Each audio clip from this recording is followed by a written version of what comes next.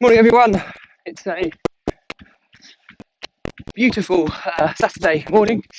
It's really hot and I'm staying with friends in Norwich, which is really nice to be away on a long weekend.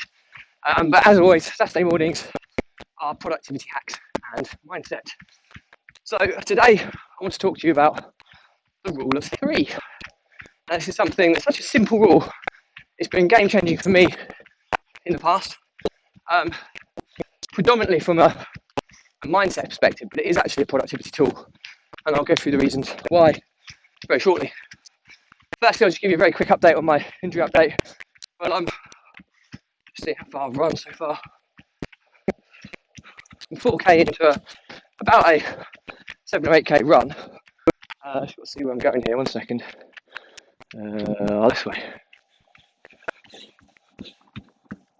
Bear with me a second. As you can say, it's a route I've never run before, so I hope I'm running right now. Yeah, appears to be right. So yeah, the injury update. So yeah, I'm 4k in. I'm running about 5.5 minute k pace, so it's really good. I feel pretty strong again. Confidence is starting to come back. If I get a little tweak or a little twinge, I'll slow it down again. But I think I've pretty much come through it. So this will be the last update I give you on the injury, unless I get an injury again. But I think the general summary is that running through a minor injury has its benefits. I've never been recovered so quickly from a calf tear as by doing what I've been doing. And I think that's because I've been stretching it out, foam rolling it, been eating healthy, drinking lots of water. But I think the bit that's helped me the most is the recovery running. I've been running really slow, but it's been enough to keep my muscle loose and stretched, get the blood pumping to it, oxygen to it, and as a result, I think it's repaired quicker. I also eat quite a lot of protein, which we know aids in muscle repair. So hopefully that's useful feedback. I don't recommend this for everybody, and I strongly recommend you know your body before trying this. So please don't take me as a injury specialist or anything. I'm just giving you feedback on what I'm doing and what's working for me. So yeah, hope you found it useful. So back to the rule of three. Okay, it's a really simple productivity hack. Basically, it's do things in threes. To cut a long story short, I'm not going to overcomplicate it more than it is. And if you look back in history, so let me just check where I'm going. I think I'm going this way. I think. We'll soon find out. There's a. Yeah, I'm going right, that's fine. Sorry, these are joys of following an app, following where I'm running whilst I'm doing these vlogs.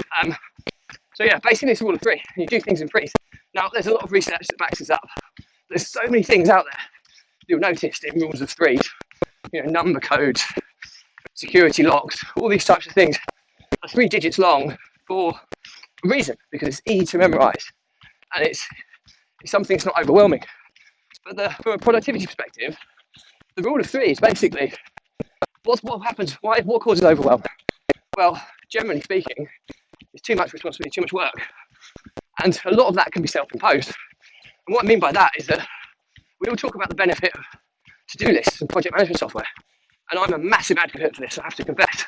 However, I'm absolutely against using a to-do list where you've got hundreds of tasks in one big list with loads and loads of closing and due dates and never being able to keep on top of it.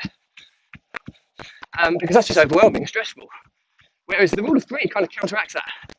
Now I do this on 2 levels. Okay, so I have 2 levels from my to-do list to the rule of three, which is all to stop overwhelm and stress and to make me feel productive. But basically, what are the 3 most important things I need to do today to be 1 step closer to my goal? Now, the one thing methodology is, what's the one thing I need to do each day? Well, I think one thing, hang on, I've just got something in my toe. The joys of running barefoot style through country rural retreats. So one thing is great, and you'll make progress by following that mantra. But 3 things, the compounding impact, and I don't think it's overwhelming or unrealistic to expect you to do 3 things. It can be realistic. You have to look at your existing schedule Because if you've got back-to-back calls all day, then clearly maybe one or two of your three things for the day will be calls that you're making.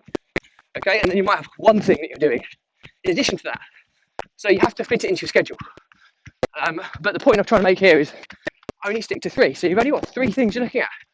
And if you complete those three things, tap yourself on the back because you've had a productive day. You've driven your business forward. You've driven yourself forward. And a lot of people think, oh, it's counterproductive, but it's not. If you do that every single day, I almost guarantee you you'll be more productive than 95% of people out there. And that's because everybody else will have this massive, overwhelming, long list. And what happens? They'll look at that list and they'll just want to get quick wins. So they'll tick off really insignificant, non-important stuff because it's quick and easy just to get that feeling of productivity. But that's counterproductive. So pick the three most important things, look at your schedule, so factor in what you've already got. If you've got lots in your schedule, that's part of the three things for today. But if you just tick those most important things off every day, you'll make significant inroads. Just going past some people. Morning. Really weird look from a random dog walker. The dog here eyeing me up as well. Playing chicken with me, it's not moving out of the way, so fun and games.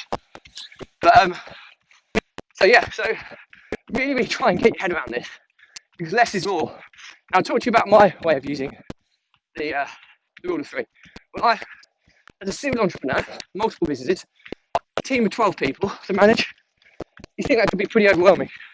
I've only got X amount of time per day, and I'm fully aware of that. So all of my stuff is I follow the 12-week year methodology. I break my key goals or projects into normally up to 7 for each 12-week year. I set them all up with the key team members for each.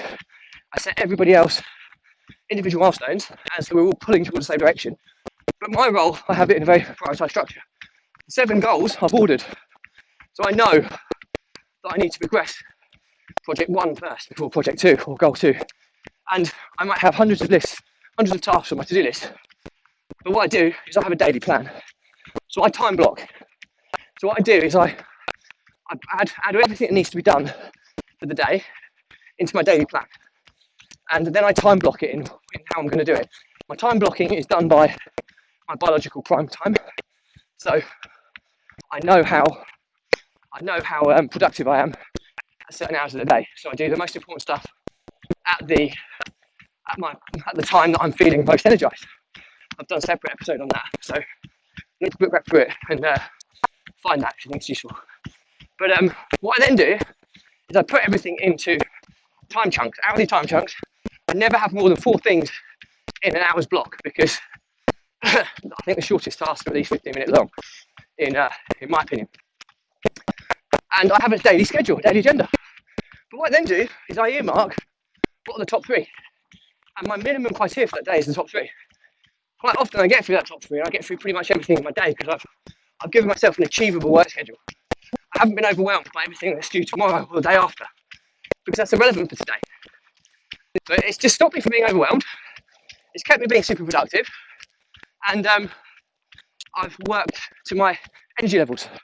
So I am building out some free resources. So I'm going to put all my templates and everything in for this, and I'll do video tuition on how I do it. So this is really stony ground. Barefoot running, stony ground does not go well together. Excuse me for limping a bit. I'm trying to find an alternative bit of flat ground. It's not too stony, so I can run on it. Sorry, I digress. So I hope you found this useful, but I will share these resources with you at some point in the future. So much on at the moment, so it is on my to-do list. And but I can tell you now, it's not on until mid-August when I start building out the free resources. I've already factored in when I'm going to have time to do it, so that's really, really important. So I hope you found this useful, but to summarise the rule of 3, I'll summarise it in just a second. I'm just about to run past. Some more people are probably going to give me a really strange look. A bit of hill running this morning. Not used to such hills. Morning. Oh, they had their binoculars out. I think they might have been bird watching or something. Laughing when some idiotic runner going past, shouting warning. But there you go. So yeah, to summarise, rule of three. You know, basically have three things, the most important three things you need to achieve each day to move towards your goals. Okay, so if you haven't got clarity, the rule of three is not going to work. If you need to have clarity, you need to have your goals set before you apply the strategy. Let's assume you've got your goal set. Then what are the three most important things you need to do each day? Look at your existing schedule in your calendar. If it's already full, then clearly, if it's already a full schedule, then clearly you need to factor that into your rule of three. Okay, so maybe two of them are pre-existing appointments in the calendar, and one is something you're going to work on for the day to progress towards your goal. But stick to the rule of three. Very manageable, very simple, takes no time to implement, and you'll reap the rewards tenfold. So I hope you found this useful. As always, if you think you've got any questions, please comment. My guarantee to you is I'll always respond to every single comment. If it's a broader topic, I will do a separate blog episode. I'll still respond, but I'll do a separate blog episode and tag you in so you get the full benefit. Just eliminates turn right here, which is good. So yeah, so I hope you found it useful. If you think it's a good value to somebody, please tag them in and share it. Be really, really appreciative. Or worst case, just like or give it some engagement. Will it enhance its reach? If you don't think it's useful, it's relevant to you, absolutely no problem. Just unfriend or unfollow me, and it shouldn't bother your feeds anymore. Nothing worse than annoying content packing up your feeds. So no hard feelings there at all. So as always, hope you found it useful, and as always, stay positive, stay happy, and I'll see you on the next episode. Bye.